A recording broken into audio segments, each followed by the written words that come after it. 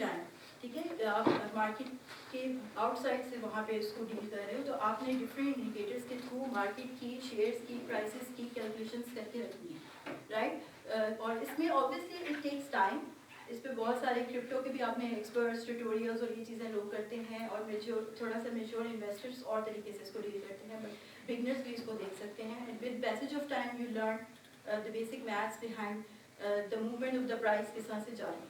तो उससे रिलेटेड जो कुछ कॉमन और प्रिमिटिव टेक्निकल इंडिकेटर्स हैं, हम वो आज डिस्कस करेंगे, ठीक है। तो that comes under the market indicators. तो ये इंडिकेटर्स लगा के जब ट्रेडर्स यूटिलाइज कर रहे हैं मार्केटिंग के और मूव्स ले रहे हैं मार्केट के अंदर, बाइंग प्रेशर ला रहे हैं, सेलिंग प्रेशर लेकर आ रहे हैं मार्केट के अंदर, वो भी मार्केट की एक्चुअल परफॉर्मेंस को डेफिनेट करती है। तभी आपने देखा होगा किसी का बहुत ज़्यादा लॉस हो गया है, ठीक है, सारा स्टॉक प्राइस, अभी पाकिस्तान की बहुत ज़्यादा डाउन जा रही है कुछ अर्से से, ठीक है। तो there are other factors, may be political factors हो सकते हैं, कोई इंटरनेशनल वॉर्स हो रही हैं, उससे फ़र्क पड़ता है, ठीक है। वॉर और कॉन्फ्लिक्ट्स भी जो है आपके मार्केट को बदलाते हैं। यूक्रेन और उसकी रशिया की वॉर पे काफ़ी ज़्यादा इंटरनेशनली जो है टेंशन क्रिएट हुई, तो वहाँ पे भी जो मेजर जो डिस्पोजर्स थे उनकी कैपिटलिज्म में, तो वहाँ पे उनकी स्टॉक मार्केट गिरती है। तो there are multiple factors that have to be considered. इसी तरह एक कॉन्फिडेंस इंडेक्स होता है, इसको हम फियर एंड ग्रीड इंडेक्स भी कहते हैं। नॉर्मली मार्केट का जो ट्रेंड चल रहा होता है हम वही चीज़ कर रहे होते हैं, ऐसे ही है। तो यहाँ पे स्टॉक मार्केट में भी एक कॉन्सेप्ट है फोमो का, you are aware of that, if everybody is selling you thought कि ठीक है we should sell it as well, ठीक है।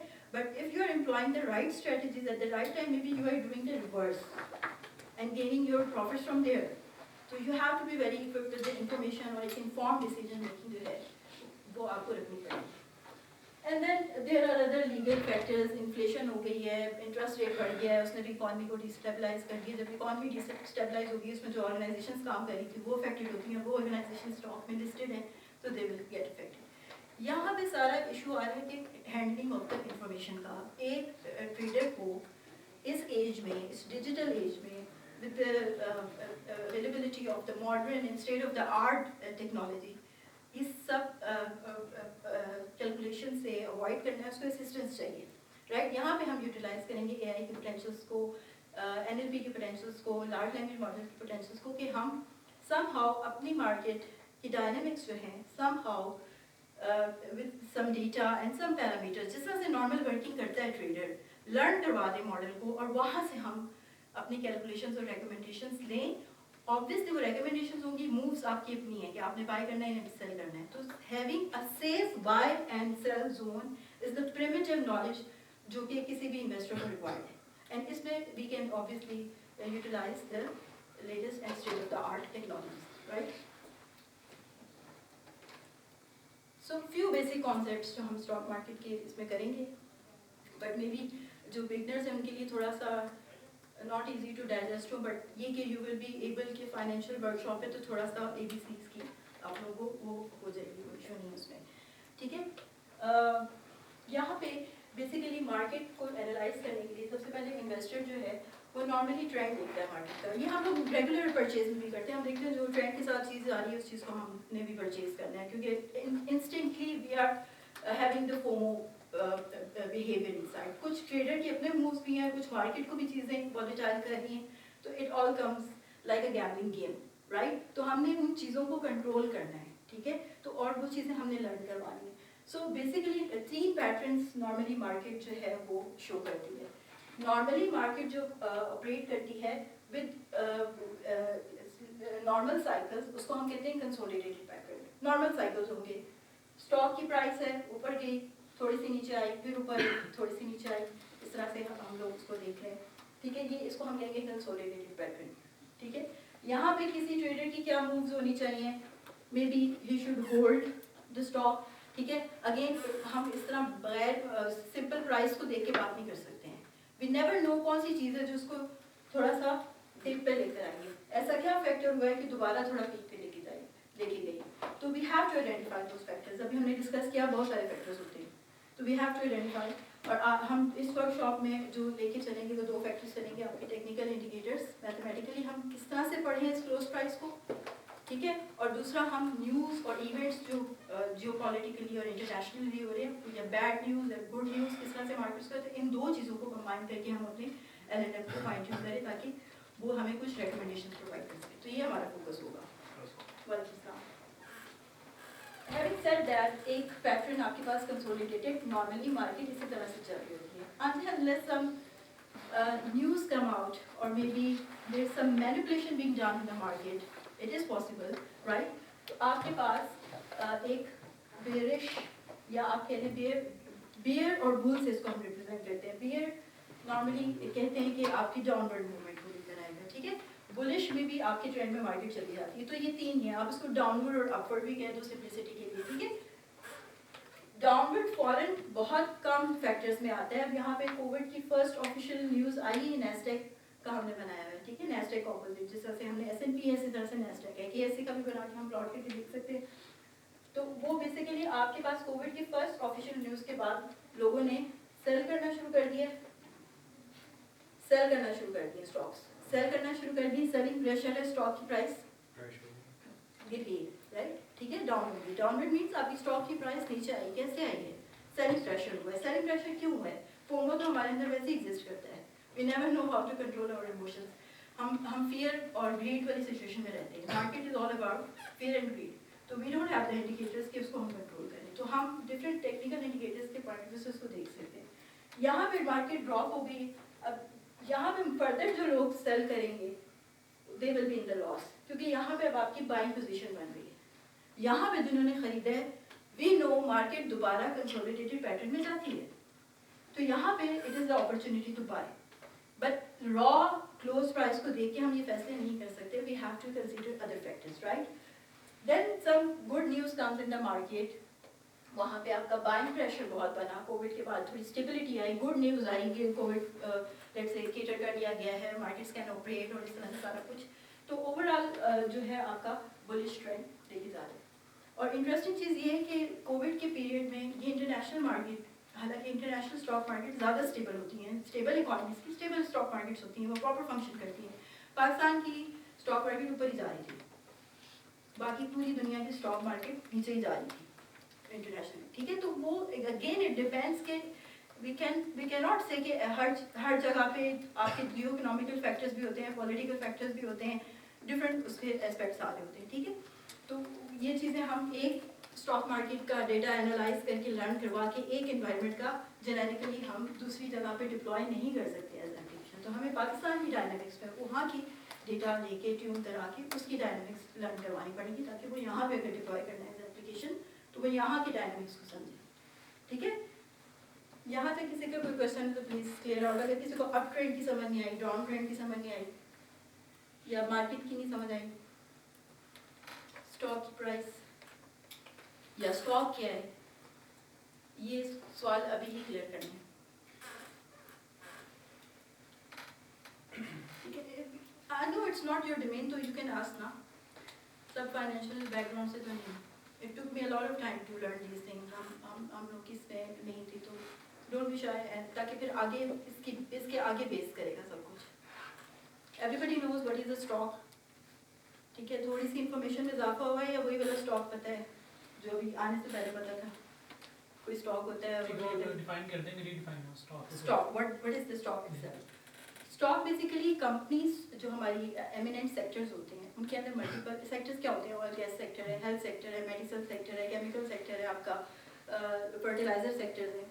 तो इन सेक्टर्स के अंदर डिफरेंट कंपनीज ऑपरेट कर रही हैं. कंपनीज को लोन चाहिए होते हैं, ठीक है. मैं थोड़ा और पीछे जा रही हूँ शेयर. कंपनीज को लोन चाहिए होते हैं अपनी फंक्शनैलिटी को एनहांस करने के वर्किंग. तो लोन लेने के बजाय वो पब्लिकली अपनी कंपनी स्टॉक मार्केट में लिस्ट कर देते हैं. हमारे पास KSE कराची स्टॉक एक्सचेंज जो हमारी मदर स्टॉक एक्सचेंज है, ठीक है, नेशनल स्टॉक एक्सचेंज है, वहाँ पे वो कंपनी लिस्ट हो जाती है. वो ऐसे लिस्ट नहीं होती, ऑब्वियसली दे हैव टू पे सर्टेन प्राइस और वो सारा.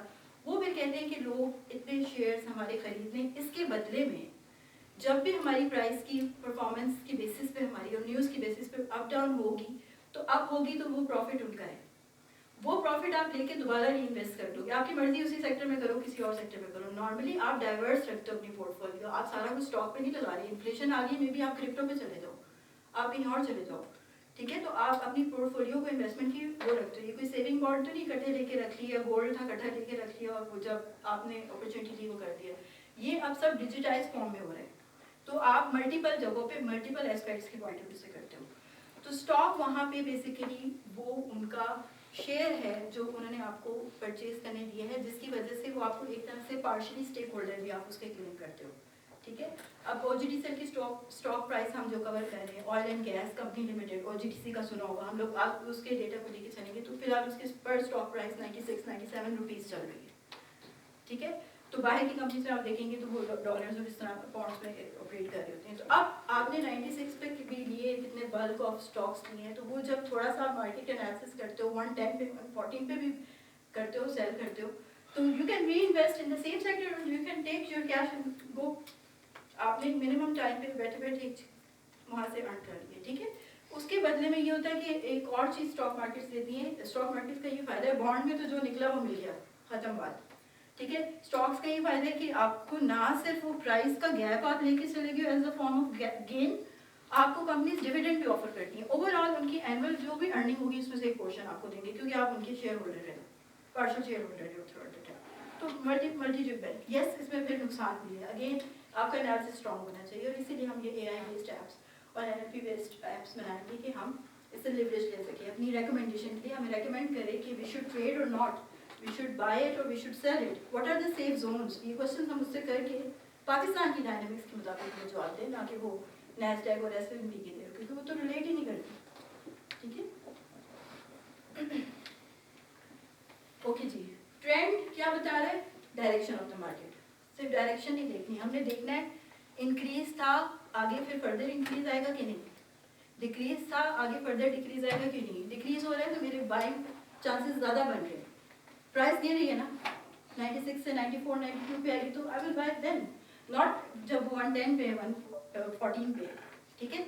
तो टेंडेंसी के लिए हम मोमेंटम का कॉन्सेप्ट यूज करते हैं, तो फिजिक्स और हर जगह पे भी आपने पढ़ा है कि आपकी स्पीड और उसकी स्ट्रेंथ को मोमेंटम लेकर आती है। तो मोमेंटम किस तरह से हम कवर करेंगे, हमारे पास डिफरेंट इंडिकेटर्स होते हैं, मैथमेटिकल फार्मूलाज लगा के आप बेसिकली टेंडेंसी देख सकते हो। किस चीज़ की देखनी है? प्राइस की देखनी है, ठीक है, प्राइस की हमने देखनी है। तो प्राइस की टेंडेंसी के लिए आप डिफरेंट इसमें से टेक्निकल इंडिकेटर्स यूज करते हो। जो कॉमन इंडिकेटर्स हैं आप लोग अपनी नोटबुक पे भी देख लें, यहाँ से नहीं नजर आ रहा है, एक मैंने लिखा हुआ है simple moving average. Simple moving average को आप क्लोज प्राइस पे फॉर्मूला लगा दो, ठीक है। सिंपल मूविंग एवरेज क्या होती है? रिसेंट प्राइस की देखी वैल्यूज 9 डेज की, 10 डेज की, 15 डेज की, 1 मंथ की, और उनका एवरेज ले लिया। और वो अगर लेट से हम क्लोज का प्लॉट हुआ था उसको हमने प्लॉट कर दिया, आगे प्लॉट्स भी आएंगे मैं उससे आपको एक्सप्लेन कर दूँगी। तो प्लॉट कर दिया आपने क्लोज प्राइस के साथ। सिंपल मूविंग एवरेज बेसिकली आपको दे रहा होता है similar weightage to every observation जो आपने पास लेकर आए, आप उसको थोड़ा सा स्मूथ आउट करते हो। क्लोज प्राइस में तो बहुत वोलेटिलिटी थी, बहुत नॉइस था, मार्केट ऊपर जा रही है, नीचे आ रही, ऊपर जा रही है, नीचे आ रही, कहीं कंसोलिडेटेड है, कहीं बेरिश है। It is not giving you much information until unless चीजें हो चुकी हैं। आपको इस पॉइंट पे डिसाइड करना है आगे क्या है, based on the historical pattern, और हिस्टोरिकल पैटर्न के लिए हम मोमेंटम इंडिकेटर्स यूटिलाइज करेंगे, ठीक है।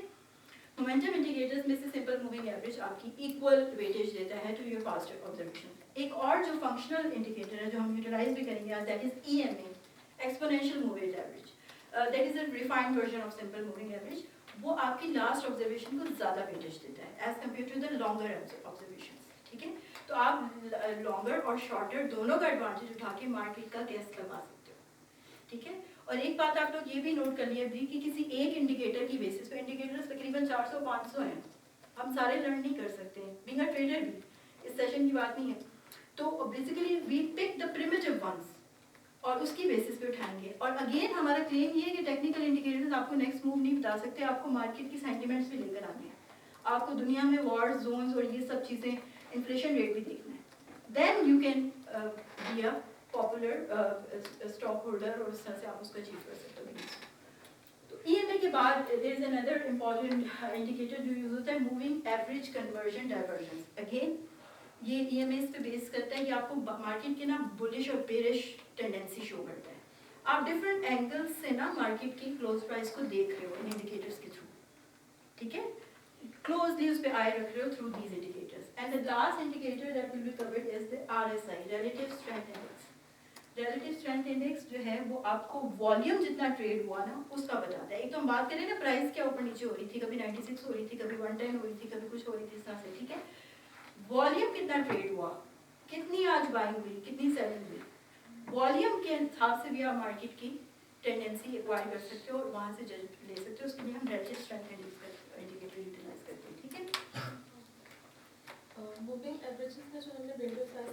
यहाँ पर, उसकी सिलेक्शन का क्या क्राइटेरिया था? देखिए हम we go with the popular ones, ठीक है, we go with the popular ones. और अगेन ये डिपेंड, गुड क्वेश्चन, ये डिपेंड करता है कि आप मार्केट में एंट्री और exit as a long term investor लेना चाहते हो या शॉर्ट टर्म इन्वेस्टर लेके चाहते हो। जो लॉन्ग टर्म इन्वेस्टर्स हैं they will rely on the longer EMAs, ठीक है, वो स्मूथ होते हैं। जो हिस्टोरिकल एविडेंस ज़्यादा लेकर आ रहा है इंडिकेटर, वो ज़्यादा स्मूथर होगा ना, वो आपको ज़्यादा इंफॉर्मेशन प्रोवाइड कर सकता है। बट अगेन मैंने जिस तरह बोला भी कि आप बेशक शॉर्ट टर्म इन्वेस्टर के लिए, लॉन्ग के लिए आप मल्टीपल इंडिकेटर्स यूज़ करोगे। बट हमारा क्राइटेरिया क्या होगा? अगर लेट्स सपोज मुझे 1 ईयर के लिए मूविंग एवरेज लॉन्ग टर्म मेरी इन्वेस्टमेंट ऑब्जेक्टिव है, तो मुझे 1 ईयर को हम लॉन्ग तो नहीं कहते, वैसे 3-4 साल वाला होता है। तो आपके पास 200 है, बहुत पॉपुलर है, EMA 200 आप यूटिलाइज करते हो। अगर आप मंथली और उस पर चल रहे हो या आप सामने 1 ईयर का बोला है मीडियम टर्म, तो आप नॉर्मली 21 EMA भी लगाओगे। 21 में 1 महीने का एंगल आ जाएगा आपके पास, क्लोज प्राइस के ऊपर 1 महीने की आय रख लोगे। 9 लगाओगे, 1 वीक की भी आय उस पर पुट कर लोगे। और 200 पॉसिबल नहीं होगा, कम डेटा है, 1 साल का है, ठीक है, तो उसके लिए यू नीड मोर डेटा। जिस हमने कहा लॉन्गर टर्म के लिए 200 पे रिलाई करते हैं। अब उससे इन्फॉर्मेशन क्या गेन करनी है, अब हम वो बात करेंगे, ठीक है। यहाँ तक क्लियर है सबको? बेसिकली आपको इन्फॉर्मेशन क्या प्रोवाइड करेगी? यहाँ पे हमने ये एक लाइब्रेरी इंस्टॉल की है, ब्रांडेस के ऊपर ये है टेक्निकल एनालिसिस के लिए ना आपके। तो ये बेसिकली आपको सारे फंक्शंस जो हैं, हमने RSI निकालना है, MACD निकालना है, हमने एक्सपोनेंशियल मूविंग एवरेजेस निकालने हैं। तो उसके लिए जो है कैसे होगा, मतलब कंट्रोल प्लस नहीं, मेरा पॉइंट ये है कि सबके पास है ना जुपिटर, फिर मुझे बार बार जूम आउट करना पड़ेगा, इसलिए चार्ट साइन है, ठीक है। ये रन हुए ये नोट बस, if you want to run तो आपको बस पाथ फिर चेंज करना पड़ेगा, डेटा फिर आगे हम लेंगे जहाँ पे, ठीक है। तो हमने ये पैलेस की थी ये लाइब्रेरी यहाँ पे ले ली है। कुछ इंपॉर्टेंट आगे हम ग्राफिकल रिप्रेजेंटेशन भी डेटा की करेंगे, ठीक है, मैनिपुलेशन करेंगे डेटा की थोड़ी सी, तो उसके लिए कुछ इंपॉर्टेंट लाइब्रेरीज है वो यहाँ पे इंस्टॉल कर ली, ठीक है। यहाँ पे हमने डेटा एक्वायर की है। डेटा के बारे में बता दो, मैंने आप लोगों को बताया था कि हम OGDC सेक्टर को कवर करेंगे, ठीक है। पूरी कराची स्टॉक एक्सचेंज है, उसका सारा डेटा एनालाइज करने से बेहतर है हम एक तरह सेक्टर के पॉइंट ऑफ व्यू से एक फिक्स आय के तौर पे उस सेक्टर के में लड़ से कोई इंटरेस्टेड है तो उसके हवाले से वहाँ पे उसको रिकमेंडेशंस करवा दें। OGDC का यहाँ पे 10 ईयर्स का डेटा है investing.com पे, और PSX की वेबसाइट पे ये सारे पब्लिकली अवेलेबल है। इनकी जो भी प्राइसेस चल रही होती हैं और इनकी हिस्टोरिकल जो भी ट्रेंड है वो वहाँ पे अवेलेबल है फॉर द एनालिसिस, ठीक है। तो न्यूमेरिकल साइड पे हमें डाटा का कोई इशू नहीं है, ठीक है। सारा इशू आता है कि जब आप टेक्सचुअल डेटा को लेके इन्फॉर्मेट करते हो, ठीक है। तो यहाँ पे हम लोगों ने सारा डेटा कंपाइल करके उसको लोड कर लिया, ठीक है। ये आप लोगों को डेटा शो हो रहा है यहाँ पे। अब ये OGDCL का 10 ईयर्स का डेटा है, ऑलमोस्ट 10 ईयर्स का, 12 से लेके 23 तक आ रहा है, ठीक है। यहाँ पे ये जो लिखा हुआ है प्राइस, ये डिफरेंट प्राइसेस जिस पे ओपन हुआ वो शेयर दैट डे, उसकी आएगी कितना हाई गया ओवर द डे, क्योंकि हमने इसकी फ्रीक्वेंसी डेली रखी है, ठीक है। डेली डेटा जो डेली स्टॉक प्राइसेस है वो वहाँ पे हाँ वीकेंड्स का ऑफ होता है, वीकेंड्स का डेटा नहीं होगा, बिजनेस डेज इसमें आपके पास आ रहे होते हैं। हाँ जाहिर वो स्टॉक मार्केट ऑपरेशन नहीं होती सैटरडे संडे उसका नहीं आएगा, ठीक है। डेटा का सबने अपने पास जो रन करे ना, मेक श्योर आप पास अपनी राइट वॉल्यूम कैसे डिफाइन होता है? जब में कंपनी रजिस्टर करते हैं तब वो वॉल्यूम कैसे डिफाइन करते हैं? शुरू में तो देखिए एक IPO का कॉन्सेप्ट है, इनिशियल पब्लिक ऑफरिंग करते हैं, कंपनी खुद भी अपने शेयर्स पहले लेती है, सबसे मेजर स्टेक होल्डर तो खुद बनेगी ना वो, उसकी फिर वहाँ पे इनिशियल पब्लिक ऑफरिंग करके वहाँ पे फर्स्ट टाइम जो ट्रेडिंग करती है वो वाली उस दिन के अगेंस्ट आएगा। Then if it is okay to be, वहाँ पे जो भी उनकी प्रोसीजर होता है वो वहाँ से फाइनलाइज करते हैं, स्क्रूटनाइज करते हैं सारा प्रोसेस। देन जब वो पब्लिक शॉर्ट के लिए अवेलेबल होती है, ब्रोकर्स अप्रोच करते हैं वो सारा, तो उसके थ्रू पे नेक्स्ट डे से जो भी आपके नेक्स्ट टाइम से आपके वॉल्यूम्स होंगे वो वहाँ पे शो होंगे, ठीक है। सर ये जो पॉइंट बताइए कि लिखा हुआ 147 पॉइंट, ये क्या मनी है क्या है? ये जिस पे क्लोज हुई है ये पॉइंट, ठीक है। 151 उसकी प्राइस थी दैट डे पर स्टॉक, ठीक है। पूरे दिन में सबसे हाई इतनी ही गई, ज़्यादा हाई नहीं गई, कोई अच्छा दिन नहीं था। अच्छा दिन इसलिए भी नहीं था कि क्लोज भी 147 पे जाके हुई, इस दिन यहाँ पे सेलिंग प्रेशर रहा, बेरिश रहा OGTC के लिए, ठीक है। और ये सारी कंपनीज कंट्रीब्यूट कर रही होती हैं जाके अपनी परफॉर्मेंस KSE के ओवरऑल इंडेक्स पे, ठीक है। सो इस तरह से वॉल्यूम जो ट्रेड वॉज वो आ रहा है, और चेंज जो आ रहा है पिछले दिन से आप नेगेटिव गए या पॉजिटिव गए। अब यहाँ से जब आप यहाँ मूव करेंगे तो ऑब्वियसली एक नेगेटिव चेंज के साथ आए। आपकी प्राइस 151 पे ओपन हुई थी, 147 पे खत्म हुई, 151 पे ओपन हुई थी, 147 पे खत्म हुई है, तो नेगेटिव आपका। वॉल्यूम होते कितने शेयर बाय एंड सेल? हाँ, buy and sell overall cumulative है, ट्रेड हुई ट्रांजैक्शंस ट्रेड हुई। आप इस तरह से करते हैं सिंपलिसिटी के लिए बैंकिंग की टर्मिनोलॉजी में, ठीक है। यहाँ पे सबको समझ आ गया ये -0.62 क्यों है, चेंज आया किस में चेंज आया? कल से और आज की जो प्राइस में प्राइस का यहाँ पे डिफरेंस परसेंटेज में शो कर रहा है, ठीक है। ठीक है, यहाँ पे ये पॉजिटिव क्यों है? लास्ट डे से थोड़ी सी इंक्रीज, लास्ट डे प्राइस क्या थी? 3.9, अगले दिन ओपनिंग में 94 है, ठीक है, तो पॉजिटिव चेंज है। ओके जी, ये तो डेटा की इंट्रोस्पेक्शन होगी। यहाँ पे अब थोड़ी सी क्योंकि आगे हमने डेटा प्रिपेयर करना है, LLMs को भी भेजना है, तो थोड़ी बहुत क्लीनिंग करनी पड़ती है न्यूमेरिकल डेटा की भी और आपकी टेक्सचुअल की भी ना। तो जस्ट यहाँ पे कुछ कॉलम, क्योंकि investing.com से लिया था, उन्होंने अपने हिसाब से कॉलम नेम वगैरह रखे हैं, हमने अपनी सिंपलिसिटी के लिए यहाँ पे किए हैं, ठीक है। ओपन हाई लो को हम सब प्राइसेस को लेके नहीं चल रहे, we are only interested in the closing price, ठीक है। इस पे क्लोजिंग प्राइस को लेके आप टेक्निकल इंडिकेशन इस पे लगा के, क्योंकि क्लोजिंग प्राइस नहीं नेक्स्ट डे ओपनिंग प्राइस बनना है, तो आप क्लोजिंग प्राइस को लेके उस पर अपना जो भी इंडिकेटर्स है वो एम्प्लॉय करोगे, जो भी फॉर्मूलाज उस पर लगाओगे, उससे फिर आप देखोगे कि प्राइस को, उससे ट्रेंड को जज करोगे, ट्रेंड को रीड करोगे, ठीक है। तो हमने सारा कुछ बाकी ड्रॉप कर दिया, यहाँ पे क्लोजिंग प्राइस रहेगी, ये वॉल्यूम रहेगी, और चेंज परसेंटेज रहेगा, ठीक है। ओके जी, यहाँ पे वॉल्यूम किलोज और इसमें मिलियंस में आ रहा था, ठीक है, तो वो उसकी कन्वर्जन कर दी, परसेंटेज का साइन स्ट्रिप आउट कर दिया, ठीक है, ये उसके लिए यहाँ पे किया हुआ है, थोड़ा सबकी डेटा टाइप वगैरह एडजस्ट कर दी ताकि इक्वली वो ट्रीट हो जाए, ठीक है। ओके जी, यहाँ पे फिर विजुअलाइजेशन की है इसकी वॉल्यूम की, ठीक है। 22 पे क्या इंफॉर्मेशन आ रही है, 22 में क्या, 22 से थोड़ा पहले ही ये इंफॉर्मेशन क्या रिफ्लेक्ट कर रही है, ट्रेडेड वॉल्यूम्स है। ये बेसिकली मार्केट में आपकी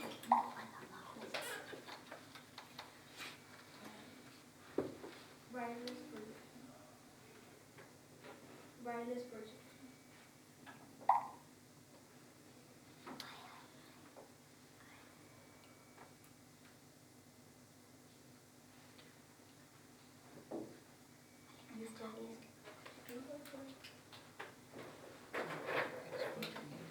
ये वाला जो पीक आ रहा है जी, वॉल्यूम की पॉइंट ऑफ व्यू से बहुत ज़्यादा ट्रेड हुई है, बाय हुए, सेल हुए, जो भी ट्रेड हुए, तो मार्केट जो है वो बहुत ज़्यादा बेरिश और बुलिश रही है, बहुत ज़्यादा बेरिश बुलिश फ्लक्चुएट करती रही है। बेरिश डाउन ट्रेंड है, अप ट्रेंड है, डाउन ट्रेंड है, बुलिश अप ट्रेंड, ठीक है। तो बहुत ज़्यादा मार्केट की यहाँ पे देखी जा सकती है, स्टेबल नहीं रही है, स्टेडी स्टेबल कहाँ जा रही थी, ओवर द पास्ट ईयर्स, ठीक है। किसकी मार्केट की बात हो रही है, OGTCL की बात हो रही है।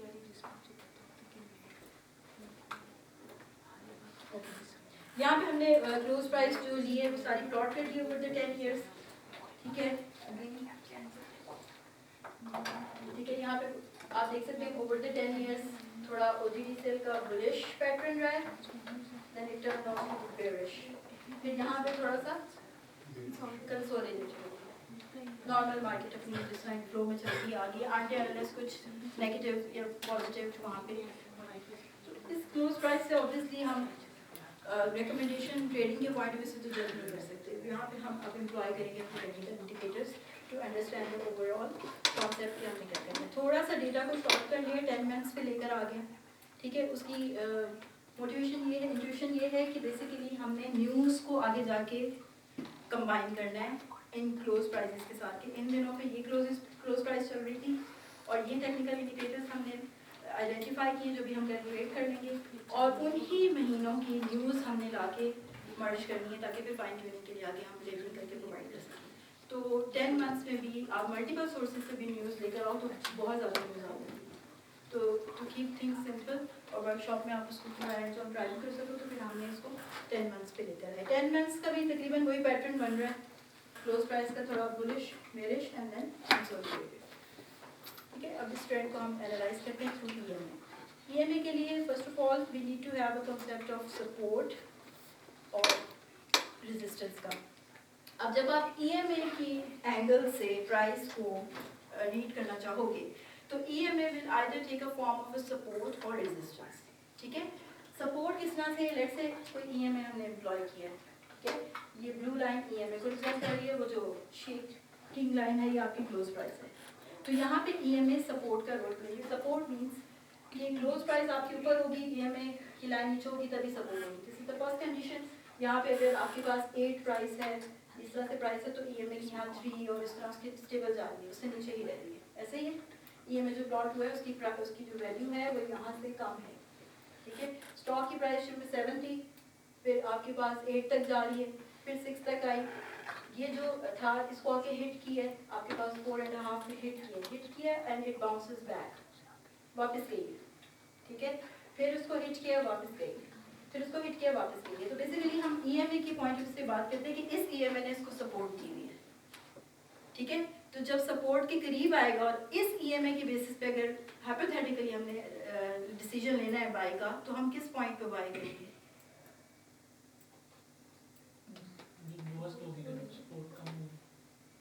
सबसे प्राइस कहाँ पे गिरी है? जब सपोर्ट पे आके टच होगी ना, वो हमारे पास बाइंग सिग्नल वहाँ पे इस ईएमए को हमें देना चाहिए। ठीक है, क्योंकि वी नो कि this is a strong EMA for example, और ये सपोर्ट दे रहा है, वो 3 से 4 दफा उसको आके हिट हुई है, वो बाउंस बैक हो जाती है। ठीक है, क्लोज प्राइस उसकी बाउंस बैक हो जाती है, और एक ईएमए एक हद तक ही वो हिट कर जाएगा, उसके बाद वो आपके जाके ब्रेकआउट होगा। ठीक है, आप जितने भी ईएमए लेकर आ रहे हो, तो उसमें से जो शॉर्टर टर्म के ईएमए हैं, जैसा 9 हो गए, 21, they will be weak in support and weak in resistance. ये चीज आप लोग नोट कर लें। The longer EMAs will be strong in resistance and strong in support. ठीक है,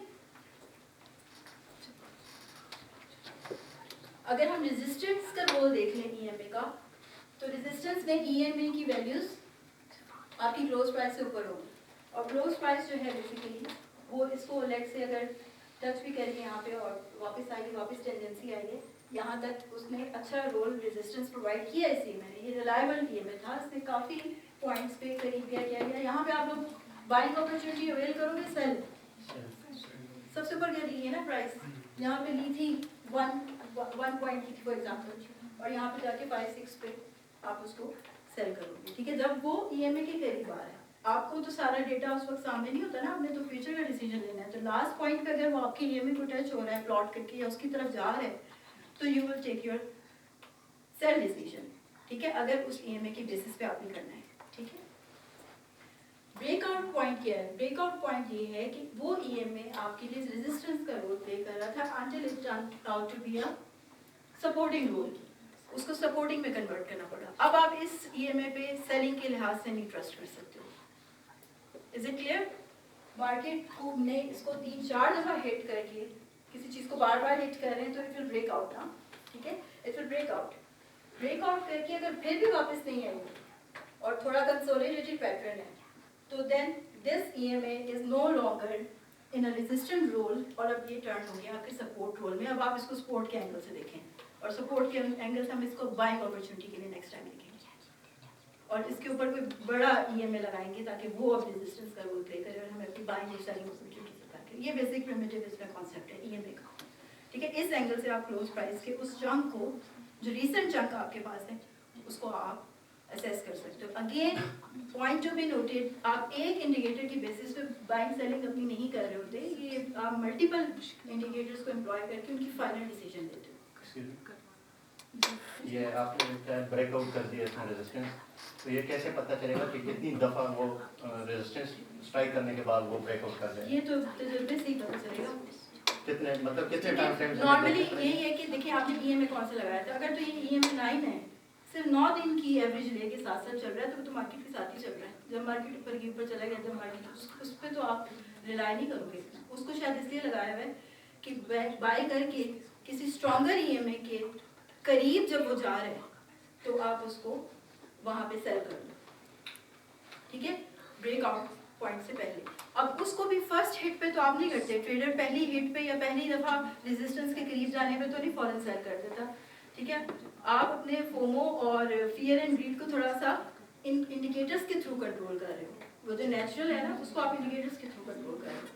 तो you have an experience based on the historical, पूरा हिस्ट्री तो आपके सामने है ना, 10 साल की परफॉर्मेंस आप देखोगे ना, ईएमए 9 कितने हिट्स के बाद दोबारा ब्रेकआउट हो जाता है जैसी मार्केट की सिचुएशन जा रही है। अब 22 का मैंने आपको वॉल्यूम दिखाया है, उसमें ओजीटीसी वाज सो अनप्रेडिक्टेबल। हाँ, उससे पहले उसके पैटर्न्स ठीक है, वहाँ पे तो ईएमएस पे किसी ने रिलाई किया होगा, वो डूब गया होगा बंदी डूब, ठीक है। तो इसीलिए कहते हैं कि सारे इंडिकेटर्स तो एक फैक्टर है to get your trading recommendation या उसका थोड़ा सा आइडिया लेने के लिए। आप न्यूज़ और उससे भी वहाँ से भी सेंटिमेंट्स और उनके इम्पैक्ट्स को कैलकुलेट करके लाते हो। And then there are more economical factors, आपको इंटरेस्ट रेट वैल्यू पता हो, आपको उससे इन्फ्लेशन वगैरह पता हो, आपको फॉरेन इन्वेस्टमेंट पाकिस्तान में कितनी आ रही है उसका पता हो, उससे भी बहुत खुशहाली हो जाती है इकॉनमी में, तो मार्केट भी उठेगी। और इस तरह के फैक्टर्स अगर आप जितने मर्जी डेटा इसमें ऐड करो तो उतना कॉम्प्लेक्स इसके पैटर्न्स को लर्न कर सकते हो। और अब तो हम लर्न करवा सकते हैं हमसे, we have to collect the data and prepare the data accordingly, ठीक है। लेकिन थोड़ा कॉन्सेप्ट पता होगा फिर, ठीक है। अगर हमने ईएमए के बेसिस पे डेटा के अंदर सिग्नल्स ऐड करने in the form of columns, तो वी शुड नो कि ईएमए करता क्या है, ठीक है। तो अब बाय और सेल सिग्नल्स तो हमने खुद टैग करने हैं डेटा, हमारे पास सिर्फ क्लोज प्राइस आई है, हमें बाय और सेल सिग्नल टैग हुए तो नहीं मिल रहे ना, तो वो तो हमने खुद टैग करने हैं फ्यूचर में फोरकास्ट करने के लिए, फ्यूचर में इम्प्रूव करने के लिए, ठीक है। यहाँ तक सब क्लियर है? ओके जी। ईएमए सिंपली यहाँ पे ये नंपाई में फंक्शन है ईडब्ल्यूएम, एक्सपोनेंशियल वेटेड मूविंग एवरेज का, ये एम्प्लॉय करेंगे। आपने 9 का लगाना है, 9 का लगाना है, 21 का लगाना है, 20 आप क्या सजेस्ट करते हैं? 10 महीने का डेटा है, 200 पॉइंट्स थे, कौन सा ईएमए लगाए?